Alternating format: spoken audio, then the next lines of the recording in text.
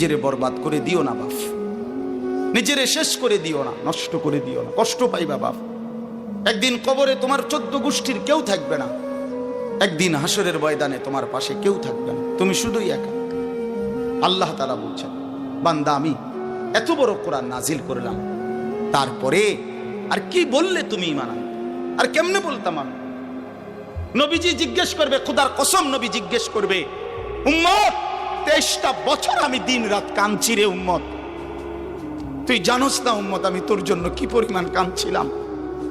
সারাটা রাত আমি কেঁদেছি, তায়েফের পাথরের আঘাতে আমার পিঠ ছিদ্র ছিদ্র করে ফেলছে, আমি ক্ষুধার কষ্টে পেটে পাথর ভাঙছি, আমার ঘরের চুলায় আগুন জ্বলে নাই,